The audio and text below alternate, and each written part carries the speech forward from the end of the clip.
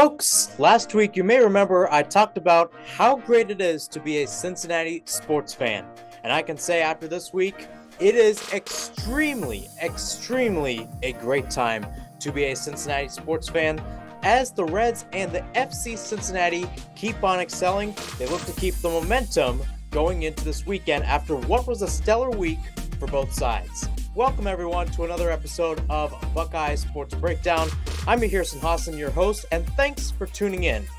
Let's get to it. And we start off with the Guardians, who won their series against the Boston Red Sox 2-1 at home. And again, Jose Ramirez had a 3-home run night on Thursday night. They're able to split the series on the road against the Minnesota Twins earlier in the week going into last weekend. Two big series for them. They've got the Houston Astros, the reigning World Series champions, at home this weekend, and then they are on the road heading to the West Coast, first to face the Padres this week, and then after that, they will be heading to Phoenix to play the Diamondbacks, the best team in the National League. On to the Columbus Crew, who beat Charlotte FC 4-2 over the weekend. Once again, 3 points at Lower.com Field, which has become a fortress this year. And Christian Ramirez, one of their pickups from the offseason, ended up having a brace. They face Chicago on the road this weekend to try to get some more points and try to get some more action overall. Now, if you're wondering here on Buckeye Sports Breakdown, as you can see, I'm not in my usual location. I'm not at Cronkite. I'm not back in my house. I'm actually at my uncle's place here in Toronto, Canada. I'm actually doing this at a bar. But nonetheless, I'm doing this with my family. You know, family's always a great time to hang around, be with the ones you love, and overall have a good time. Unfortunately, there's one person, or rather one object, that no longer has a family. Oh, goodness! That ball had a family! The Reds' #1 prospect and Major League Baseball's #4 prospect, Elly Cruz, announced his presence earlier this week, and that home run right there was in his second career game, a 458-foot moonshot into the upper deck of Great American Ballpark. It's a sign that this team is ready for the next step. After a decade or so in the depths of mediocrity and overall bad ownership, bad play overall, and a bad team culture, this is a sign that the young talent can really turn this Reds team around. And it showed this week against the Dodgers as they won 2-1. They won both of those games on a walk-off. Absolutely electric at Great American Ballpark, and it showed as well. And credit to Brian Gieschenslag, give credit to Sam LeCure and all the guys at Reds Live, because sometimes their job can be pretty easy where you're just on an empty concourse. Maybe you have not even 10,000 fans in attendance, but you're talking about the game. It gets late. It gets hard. And as a broadcaster myself, sometimes it's what makes baseball a little bit confusing. It can become a little bit pedestrian at times. This weekend was anything but pedestrian from what we saw from both the Reds in their matchup against the Dodgers and even against the Brewers as well. Now, granted, the Brewers series didn't really go in their favor as they ended out 1-3, but they ended up getting the win on Monday as Abbott had a great start on the ball. Might have set the pace going into the Dodgers series, honestly. Take a look at this start. 6 innings and only 1 hit allowed in his outing. That has not been done in a Major League Baseball debut since 1893. And the only reason why I bring that up is that was when the pitcher's mound was moved to its current location on a baseball diamond. I think that's absolutely incredible. It feels like, even though, yes, when you look on paper, this is a Cincinnati Reds team that is 5 games behind the NL Central race, 4 games behind the NL wildcard race, and a few games below 500. And yet, they pull out some really interesting stats, including what we saw with Abbott. He will be making a start this weekend against St. Louis. It will be absolutely amazing to see what kind of pace he can really set for this Red side going forward. Now, my biggest question is, what changed between the Brewers series and the Dodgers series? What changed for this team? What changed for the fans and the culture that made them not going to Reds Live afterwards to absolutely maybe putting 5 to 6 rows of people getting an overhead camera, banging the tapestry that is borderlining the set. Absolutely electric. What's changed? What's changed in Cincinnati? And I think my first takeaway, I'll talk about the elephant in the room, and that's Elly De La Cruz. You talk about the photos, the hype. He goes to Jeff Ruby's afterwards, gets a good steak, gets a cake. Everybody's treating him well. This guy's the real deal. And to be honest with you, I don't think I've ever seen a team as hyped for a player before, especially in Cincinnati when it comes to the Reds. Yes, we got hyped for Joe Burrow. Yes, they got hyped for great FC Cincinnati players with Brenner. It would probably be the case with Bupenza, who's coming later. More on that later in the podcast. But nonetheless, it's just something immaculate at this rate, and something that the Reds in general have not been seeing in a while. I mean, if you were to tell me when's the last time you saw Great American Ballpark or Reds culture in general like this, I have to say 2012. It has to be 2012 when they won the NL Central, and that too when they won it. I believe that was against the Dodgers, so a little bit of deja vu. But nonetheless, let's take a look at Elly De La Cruz's stats. Again, had that home run, absolute monster. And again, yes, that ball had a family, and John Sadak is right on that call. He had 2 RBIs, had a .364 batting average, .462 on base percentage. Not bad, not bad overall. And it's pretty promising, I'd say, especially against a Dodgers side that had some good pitchers. Again, Noah Syndergaard's been a little wishy-washy this year, but Tony Gonsolin, great pitcher. Clayton Kershaw, great pitcher. These are 2 guys that were really heavy in a Dodgers rotation that if it wasn't for the Padres making history, they would have gone to the NLCS, and who knows? They could have actually gone to the World Series had they beaten the Padres. You never know, but nonetheless, it's just amazing to see what's happening there in Cincinnati. And again, Brian Giesenschlag talked about this on Reds Live. This is not the Cincinnati Elly De La Cruzes. This is the Cincinnati Reds. There are 8 other guys not named Elly De La Cruz who are out in a starting lineup or out on a baseball diamond that are doing their work and are getting the results as much, right? Matt McClain got the walk-off on Tuesday. Will Benson, his first career home run in the major leagues, was a walk-off to win it. Absolutely electric. And it's amazing to see how this team bands together, especially towards the 9th, right? They're patient. They're taking the walks. They're taking the chances. They're getting the energy. They're being clutch, right? Jake Fraley takes a knock to his wrist, but you know what? They get it. They get a guy going forward. It's a tie game. Sets up Mac McClain's walk-off. Kevin Newman as well. Pretty consistent. Again, not a guy that you would consider one of the leaders, but still consistent. Tyler Stevenson had a home run, and he had a few hits during this past series against the Dodgers. So much more comfortable with him in the catcher's position. Absolutely amazing from what I've seen. And again, the way this Reds team works, and I can say this with confidence, is that you can have guys who can take a break, whether that be from fielding, whether that be from hitting, and give them some time off. Give them a rest, and you can start these other guys. Matt McClain on Tuesday played DH, ended up getting the walk-off. Pretty good DH one, if you ask me. And again, that lineup in general, that 2-3-4 spot is becoming absolutely lethal, where you have Matt McClain second, Jonathan India third, and Elly De La Cruz fourth. Power hitter, power hitter, power hitter. I actually have to think about it from this perspective for a little bit. If you were to tell me 2 years ago that Jonathan India would be the weak point in that 3-person lineup, 2-3-4, if you told me India was the weak link, I would have said you're crazy after the type of rookie season he had with this team.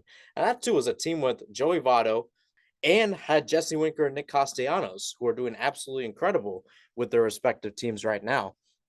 It's crazy. It's crazy what you see, and it's crazy how it kind of fits in overall.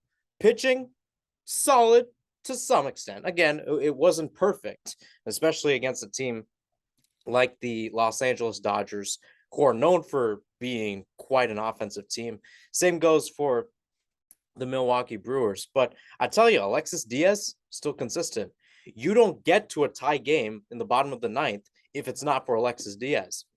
Looking at some other things going on with the Reds, you have to think about where this team can grow. And I talked about the pitchers, not really that consistent. Again, solid play overall, especially on the back end with guys like Lucas Sims, Buck Farmer, especially Alexis Diaz.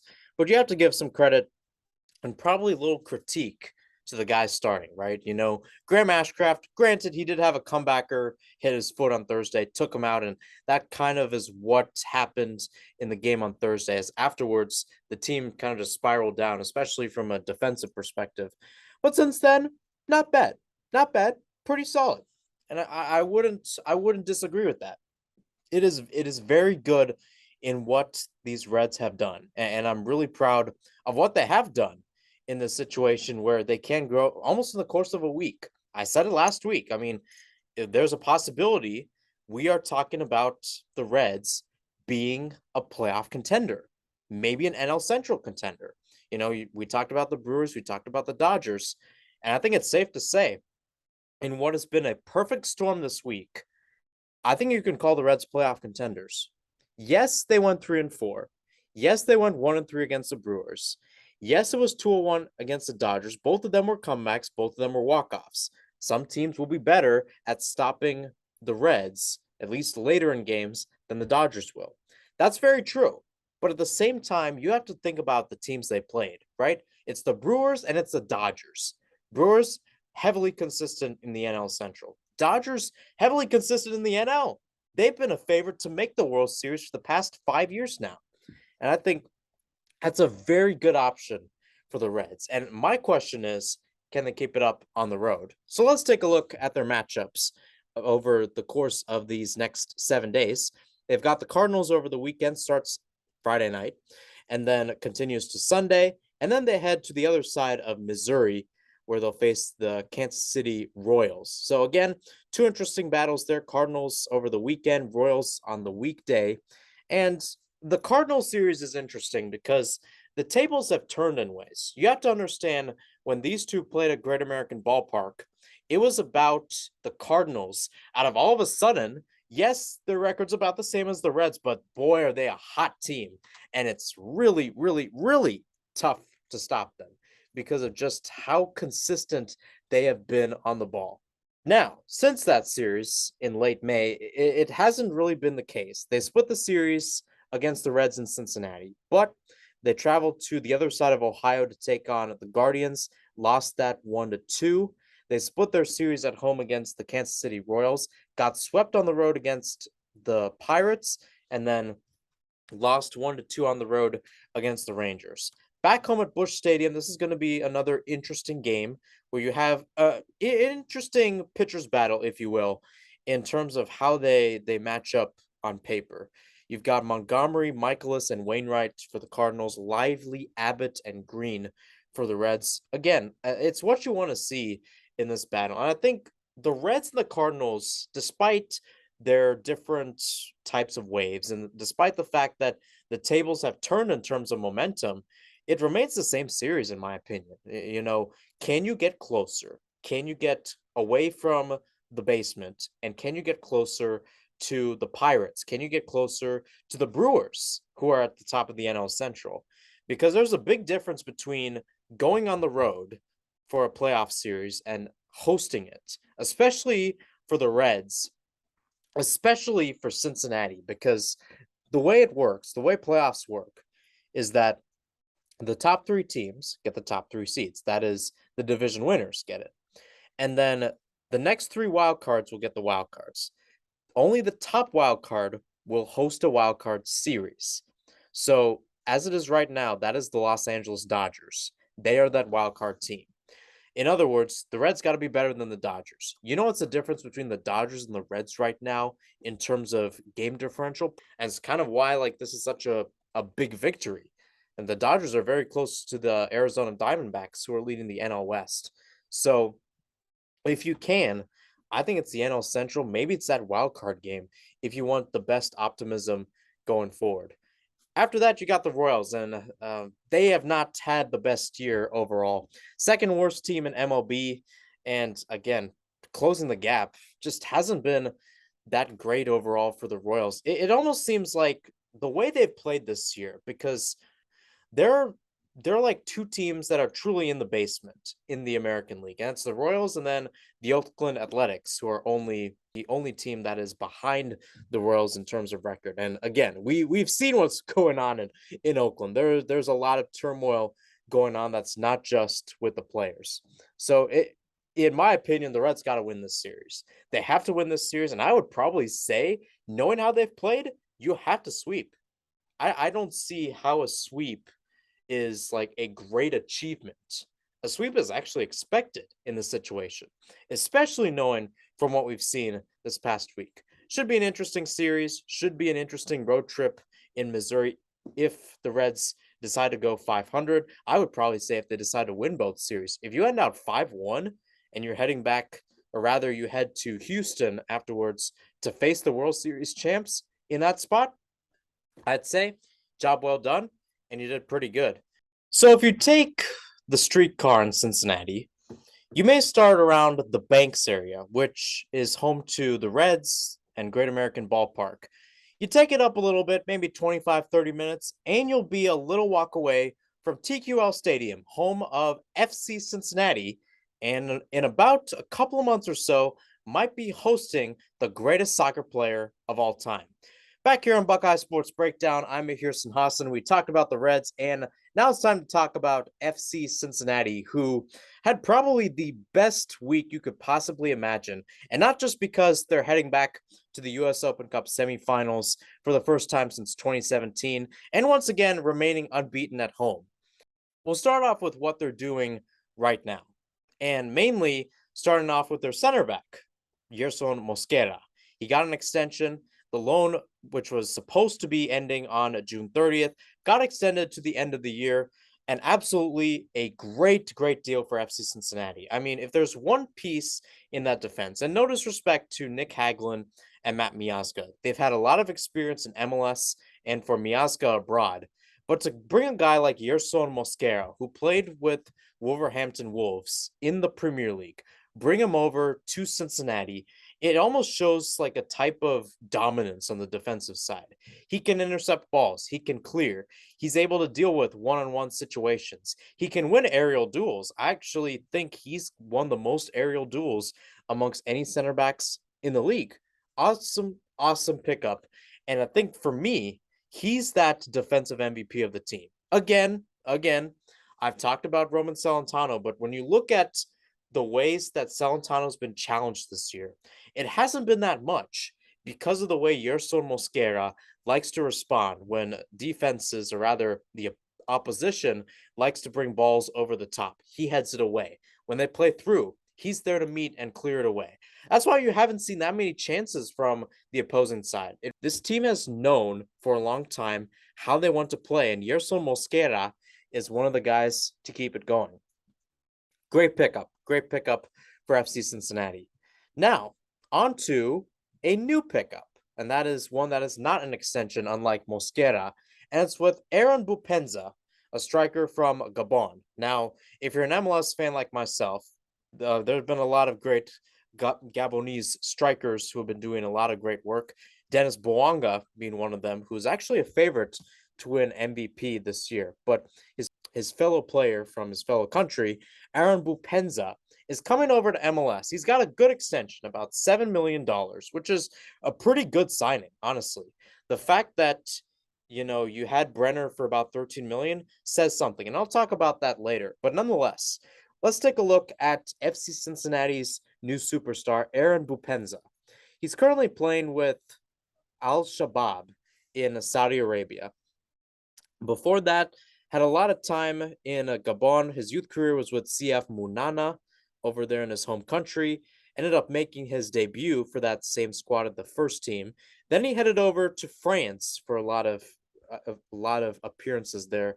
Played at Bordeaux's B side, and then was put on loan to a lot of teams that are in a French League One and League Two, mainly League Two. You think about how like MLS is the number one division in US soccer. League Two is like USL, it's number two, if you will. But nonetheless, he makes his big break at Hatayspor in the Turkish professional league. And then he heads over to Qatar, plays a little bit for Al Arabi, and then over to Saudi Arabia for Al Shabaab. Great work in the Middle East. 36 appearances in Turkey, 22 goals. In Qatar, 8 goals in 17 appearances. In Saudi Arabia, actually upped it to 11 goals in 17 appearances. Has 5 goals in 19 appearances for Gabon's national team. A great pickup there for FC Cincinnati, and it almost brings a little versatility. And I was thinking about it. Why would Pat Noonan want to spend money on a second striker to replace Brenner when you have Sergio Santos, when you have Yuya Kubo, Kimi Ordonez, Dominic Baji, all of whom have shown their caliber both in MLS and in US Open Cup? And my interesting take on this was maybe it has something to do with CONCACAF Champions League, because the way FC Cincinnati is right now, they're 180 minutes, at least 180 minutes away from their first ever title and their first US Open Cup title. They have a chance to win Leagues Cup later this year. They're leading the Supporters Shield race, and as of right now, they're favorites to win MLS Cup. Why do I bring that up, you ask? Because all four of those spots, US Open Cup, Leagues Cup, MLS Cup winners, plus the Supporters Shield winner, and even if FC Cincinnati doesn't win Supporters Shield, the second place team in the Supporters Shield running, all of those teams will go to CONCACAF Champions League. It's essentially like a UEFA Champions League, which actually has their final tomorrow between Inter Milan and Manchester City. But nonetheless, the North American version is quite popular. LAFC was facing Leon in the second leg of the final earlier this week. It's a very prominent competition, and it's almost elusive to some extent in how MLS has planned out their way to be the dominant league in North America. You see, here's the thing with CONCACAF Champions League. It has for a very long time been in Liga MX's favor. That is, a team in Mexico has won that title every year, even though they're playing teams from all over North America, including MLS. A lot of teams have come close, but finally, last year, the Seattle Sounders were able to win the trophy for MLS and for the United States in that regards. Here's the problem with the Seattle Sounders last year, though. They did not have a great regular season, and for the first time in franchise history, they actually did not make the playoffs. And this is a team that has been very consistent over the years in making the playoffs. You think about it, from 2015 to 2021, a team from the Pacific Northwest, that is Seattle or Portland, made the MLS Cup and represented the West in that final. And it didn't happen because Seattle did not make it and Portland was taken out shortly after.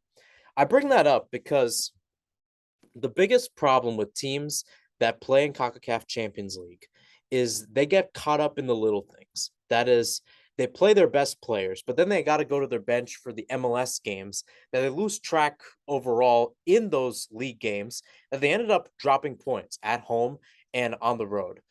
When I see Pat Noonan do the changes he does, I think about a few things. He wants to play Bupenza and Vasquez up top in the two-striker formation, but it gives a lot of freedom to play a guy like Yuya Kubo and Dominic Baji, give them the rest for the Champions League, and put them in an MLS game.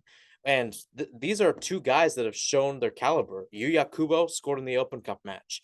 Dominic Baji scored against Colorado. These are guys that have shown their caliber. Kimi Ordonez has been in the academy system. He's shown his caliber. So is Sergio Santos, although he's been injured over the past few weeks. It's a very smart move by Pat Noonan to almost be like how Toronto FC was in 2017, where they were the last team to pull off the treble, where they won Canadian Championship, they won Supporters Shield, and then MLS Cup. FC Cincinnati has a chance to pull the treble and maybe a quadruple if they win Leagues Cup, although they will not be going for the Canadian Championship. They'll be going for the US Open Cup. But nonetheless, a really good pickup, and it brings depth. I mean, I think about it, what I'm talking with Columbus. Almost every week I say, in terms of midfielders and forwards, this team has the best depth in MLS. And Cincinnati's saying, hold on, hold our drink. We'll take it. And we'll take it and run with it. And I think that's what Pat Noonan's trying to get a message towards, is saying, hey, you know what? Yes, Brenner's replacements, or rather the backups to Brenner, are doing very well. But here's the thing. We want that star power. We want that money. And you know what? Guess who reported it? Fabrizio Romano, who is basically, if you don't know, the Adam Schefter of international football. If you want news on players, you go to Fabrizio Romano, absolute legend in that category. And then you talk about the other guys that are there. Lucho Acosta. FC Cincinnati has a chance to extend him going into next year, but on his 3-year contract, this is the final year. Do you decide to link Acosta to another contract as a DP? Do you maybe put him on TAM money? Do you put him on GAM money? Do you give him some money in between so he can stay with this club? Because if there's anything we've seen over the past few games, it's that man right there, the man wearing number 10 for FC Cincinnati. He is the guy to stay on the pitch, and he needs to stay on the pitch at all times. Otherwise, it seems like this offense has just lost their engine. So if they can extend Lucho Acosta, that would be absolutely incredible. I think the same goes to Brandon Vasquez. He's guaranteed through 2026, but knowing that these are two guys, Acosta and Vasquez, in their 20s, you probably want to put them on the big spot. Fabrizio Romano is the Adam Schefter of European football, and I said it before. And he probably dropped the biggest announcement in maybe his history and in the history of MLS earlier this week, as Lionel Messi is coming to MLS. Lionel Messi, the same guy from Rosario, Argentina, who hopped a plane, went to Barcelona, became an absolute legend over there, and then led his Argentina team to 2 World Cup finals, and he won it back in 2022. I actually did some reactions during the 2022 World Cup final where, guess who scored? Lionel Messi. Again, if you've seen Lionel Messi, if you've heard of Lionel Messi, I mean, and that's the other thing too. I know some of you guys are more football or baseball related, but if you've ever heard of the word soccer, the first player, one of the first players you think about is Lionel Messi. Now think about that guy living in a house in South Florida because his team is in South Florida. He is in Miami. And that's what exactly happening. He teamed up with David Beckham. He will be with Inter Miami CF for the rest of the year. Should be making the transfer at around July, but he was able to pick that up. Now, how does that affect MLS? Really huge. I think the same way Inter Miami CF's owner, David Beckham, when he came to LA Galaxy in 2007, automatically put MLS on the map, where you have a lot of these followers, both in America and elsewhere, who just have not been in touch with MLS. They automatically draw towards those matches. And the same thing has been happening with Messi. And we still have not heard any official post from Messi that he's going to Miami. That's one. And two, we have not seen Lionel Messi play. But here's what's happened. In the course of maybe a day or two, Inter Miami CF's Instagram page has gone from 1 million followers to about 6.5, close to 7 million. That makes them the most followed account in terms of Miami sports teams. And oh, by the way, that includes the Heat and the Panthers. Both of those two teams are in the finals of their respective sports this week. That's saying something. That is absolutely saying something about what Inter Miami can do. Now, how does this affect FC Cincinnati? And it's the one thing that FC Cincinnati fans are either really excited about or really scared. And it comes down to the US Open Cup. You see, FC Cincinnati beat Pittsburgh Riverhounds on Tuesday. The winner of that game, that is FC Cincinnati, is facing either Birmingham Legion or Inter Miami. Inter Miami won that game on Wednesday. Now, the thing is with US Open Cup is they do a draw to decide who hosts the matchups, who hosts the semifinals, and who hosts the finals, or at least the order of who would host the finals. And here's what happened. Cincinnati got it. Cincinnati will be hosting Miami in the US Open Cup semifinals, August 23rd at TQL Stadium. Now, some people are saying they might move it to Paycor, home of the Bengals, but I think they should play it at TQL Stadium. Not only because US Open Cup games this year for Cincinnati, it's been almost partial capacity. And I think some of it is based off the idea of how much TQL Stadium opens up the seats. It's not just based off are they going to have a full stadium, because I think they understand. And this is the case with a lot of MLS teams. They don't bring full attendance to a match, especially US Open Cup. This is a different story, though. This is an absolutely different story. They have to play this at TQL. Someone pointed this out, and Pat Brennan did too. He's a writer for the Orange and Blue for the Cincinnati Enquirer. He basically said, you build TQL stadiums for matchups like this. And I wholeheartedly agree. This is why you build a stadium in the West End, in downtown, to bring this type of energy to a team, to a city that has not seen a lot of great action in a very, very long time. And again, it goes back to the Reds, and I'll say it with FC Cincinnati too. It's an absolutely electric match. I hope that it's played at TQL. I hope it's to full capacity. I hope Lionel Messi is the one playing in that. Now, some questions were asked on whether or not he is eligible. That is Messi eligible for that game? And the same applies for Bupenza, who was picked up for FC Cincinnati. And props to Cincy Soccer Talk, a podcast about the Orange and Blue. They did a lot of work, and they reached out to US Soccer and some of the management team for the US Open Cup. And here's what they've said in terms of how things work on stuff. So this is what the US Open Cup says in their handbook. For teams entering the competition after all open division qualifying rounds have concluded, that is for the third round, fourth round, basically when MLS and USL teams would be added to the mix alongside some amateur sides. 3 weeks prior to the first competition round in which a team participates, that team shall submit to the commissioner its roster for the competition, together with additional player information that has been requested by the commissioner. A team's roster for the competition shall not be frozen at any time during the competition. That is, it should not be set. So, that means Messi and Bupenza can come in and play for their respective teams. It goes on after that, though. For competition matches, a team may add players to or drop them from its league roster under the league rules currently in place. Any changes to a team's roster must be communicated to the commissioner, and all clearances by the U.S. Soccer Player Status Department.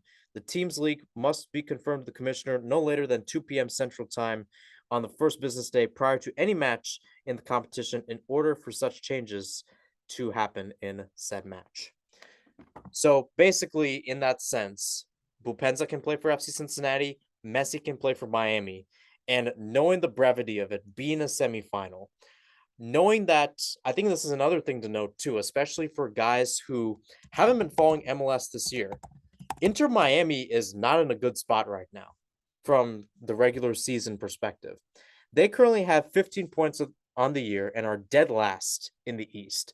They are 6 points away from the 9th seed, which is the first playoff spot, and a good chunk away from Cincinnati, who's at 39 points and is at top of not only the Eastern Conference, but the MLS right now. It's crazy the difference. And again, if you know MLS, you know that there have been teams such as like the 2016 Seattle Sounders, right? They had Ziggy Schmid. Ziggy didn't do well. He left. May he rest in peace. And then Brian Schmetzer, the assistant at the time, took over. They get Nico Ladero from Uruguay in July. And before you know it, they're fourth in the West. They win their wild card matchup. And then after a while, they're in the MLS Cup final. They beat Toronto FC on penalties, and they win their first ever MLS Cup. It's a great story, but here's the thing. If Brian Schmetzer and Nico Ladero can do it, the same can be said for David Beckham. Now, granted, Beckham is not the coach of the team. He's only the owner, but knowing his personnel, knowing his experience, the same could happen. You would probably guess David Beckham and Lionel Messi can do the same thing. It's very, very viable. And for Cincinnati, a team that is absolutely electric this year, has a chance to pull off a treble, an absolute dynasty. The alarms are sounding. They are sounding from all over. I'm up in Toronto, and I could probably hear it if the alarms are on the Ohio River right now. because it is really, really interesting. Granted, things can happen. Yes, FC Cincinnati can beat Inter Miami, but that game on August 23rd has a whole new meaning for MLS, for Open Cup, for FC Cincinnati, and even for Miami as well. Because you think about it, the winner of that game plays either Houston or RSL. And I think knowing the caliber of what we're seeing from the Eastern teams, I think they could easily beat one of those two sides. The final of the US Open Cup, in my opinion, will be August 23rd at TQL Stadium. It's just the way it is. So, with all of the other news out of the way, let's talk about the results from this past week for Cincinnati. 1-0 over the Chicago Fire, and then the 3-0, or rather a 3-1 win over the Pittsburgh Riverhounds in the Open Cup. And you're starting to see what this team does to be great. Yes, it's Luciano Acosta. Yes, it's Alvaro Barrial just going on the box, pinning passes, and putting up golazos in the case of Barrial against Pittsburgh. But I think it's also a point of wearing the defense down. When they have possession of the ball, they can string those passes that can get into the final third. It happened against Pittsburgh, right? The first goal. They're able to play it through. Vasquez puts it in the back of the net. They're able to mess with Pittsburgh's defense in that regards. And then the second goal, again, no words for it. Absolutely great by Alvaro Barrial. Look it up if you haven't, because it's amazing. But how does it happen? It happens on the training ground, but in real time, it happens because Luciano Acosta clips it in, and nobody's marking Alvaro Barrial, who is just hurtling at the edge of the box, puts up a one-time shot for the ages, and makes it 2-0. And then to make it 3-0 in stoppage time, it was Santi Arias with the header, just unmarked. And as soon as you wear it down, all of these goals, by the way, came in the second half. It was a tussle, but the way this team plays with the opponents, the way they play offense, the way they keep possession, it's absolutely incredible. And it's also discipline too. Discipline also comes from the defensive side too, especially on counterattacks, which is something that I haven't talked about this year. But the way they've been able to get back and other teams have not been able to get through the defense speaks volumes for what this team can do. And again, the same goes for their win over the Chicago Fire, 1-0. Santi Arias, great ball in. Lucho Acosta with great ball control, and he's able to slide it past the keeper. So, FC Cincinnati, if you want to hop on board, the Supporters Shield may be facing Lionel Messi later this year, maybe twice, maybe three. Well, I will say this. They are supposed to face Inter Miami October 7th in Miami. So there are two matchups where most likely Lionel Messi is playing. And if it happens in the playoffs, then obviously 3 times, which is actually more like 4 or 5, because those playoff series will be best of 3. At least the first 2 rounds will be the quarterfinals and semifinals in the respective conferences. But nonetheless, Vancouver on the road. The Whitecaps have historically been a decent side. They tend to do their own thing up in the northwest part of North America, at least continental North America, not including Central America. But they're consistent at home.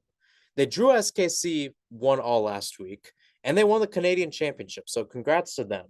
Their only loss in the year has been at home, which was to RSL Real Salt Lake in the first week of the season. That was back in February, if you're wondering. So more than 3 months ago.